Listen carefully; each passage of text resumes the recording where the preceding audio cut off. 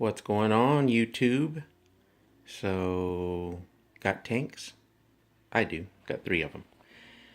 These are the Saddleback Leather Classic Backpacks, otherwise known as the tanks. And I think they stopped making these probably late 2014 or early 2015. So I have 3 examples here from 3 different eras of tanks. This is the oldest one, dark coffee brown. One a little bit newer, dark coffee brown, and then the last model that they made, which is this one right here. They were still all called the Classic Backpack, but there's a few differences in between them. So first off, the straps, which are just an absolute work of art. They're usually referred to as banana straps or boomerang straps because of their shape. And they are extremely thick because they have so much padding inside them. And they are very, very stiff. They need to be broken in. So this one, you guys probably know from my previous videos, I'm trying to preserve this example in this just pristine kind of buttery tobacco. That's why this is not broken in. This one's a little bit older. The straps still are not broken in. They are extremely, extremely stiff. And I don't know how long it takes to break these in, but it's got to be years before they're broken in. And then this one, this is the oldest example right here. And this one, these straps are broken in. They're very, very soft, very pliable, very comfortable. But I don't know how long it took the previous owner or owners to break these things in, but it had to be years. And you'll notice that this one has the lobster clasp, and this one has the lobster clasp, and this one has the dog leash. This is the newest one.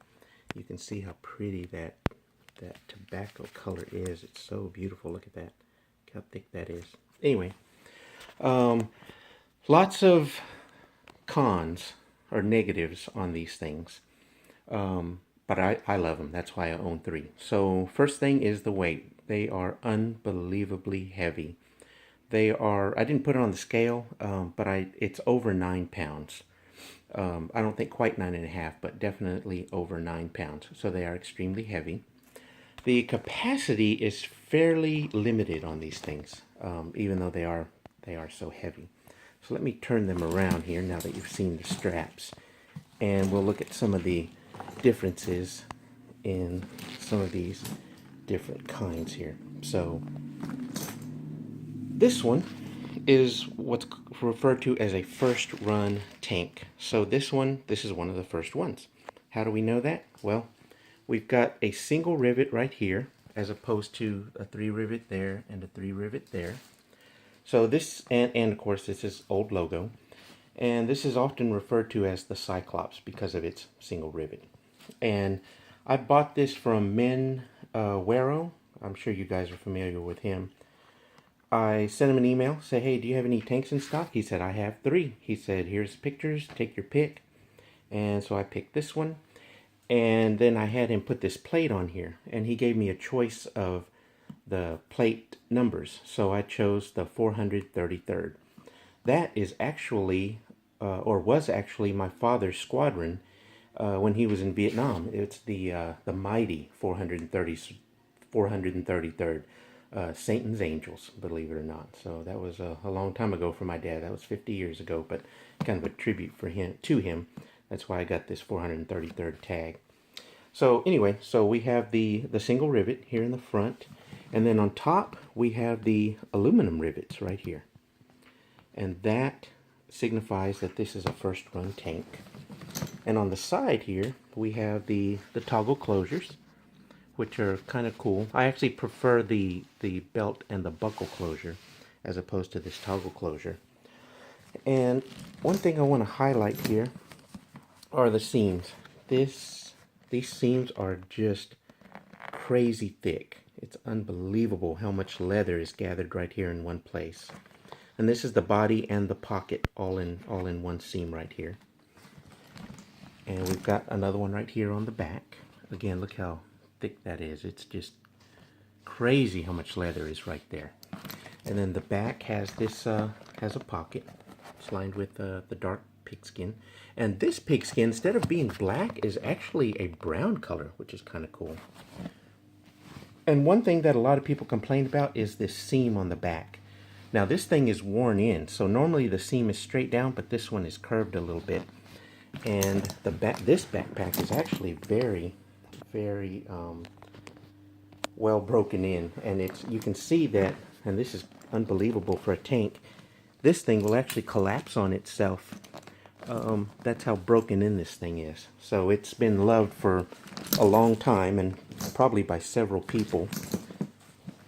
And you can see right here that even this seam, normally it sticks straight out, but because this thing is so broken in, it actually has tucked under, and this makes the bag a little bit shorter.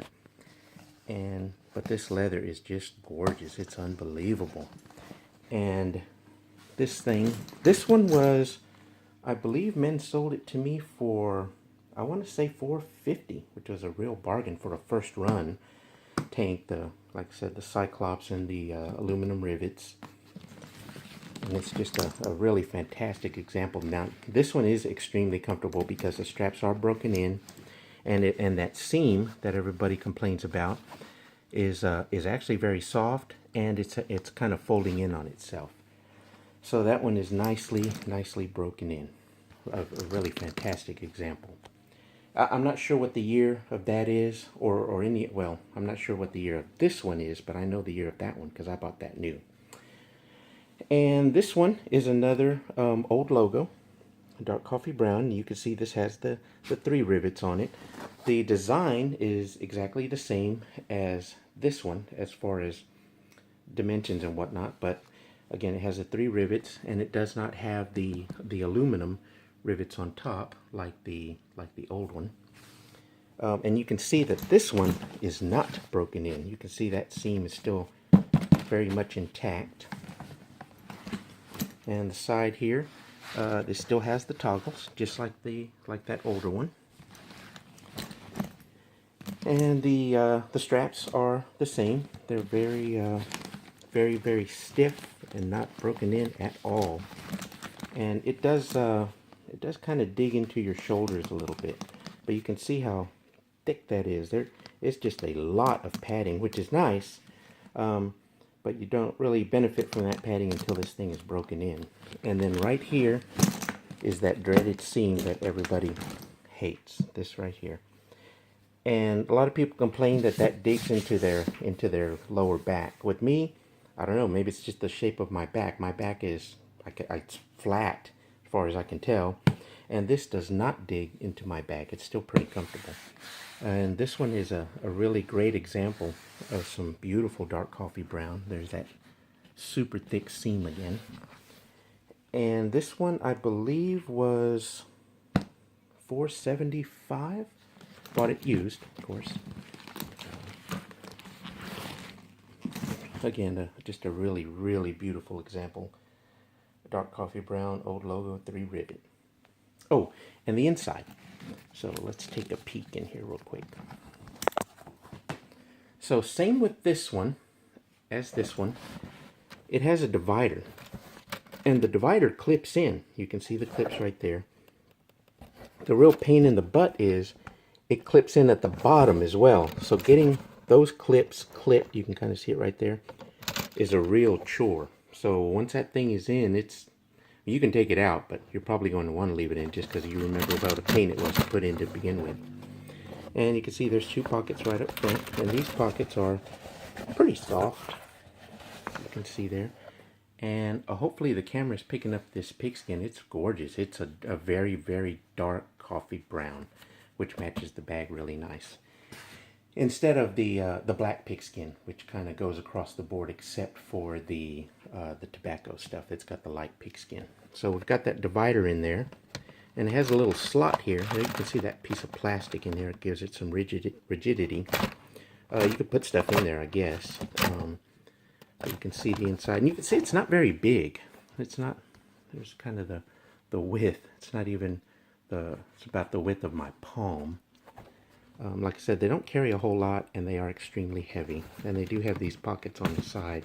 Now that one, the oldest one, does have the provision for the clip insert, but it does not have, it didn't come with the inserts. This one did, so this one's totally intact. Oh, and it has this this front pocket here as well, which is good for a very thin notebook or an iPad, or documents. Put that in there too.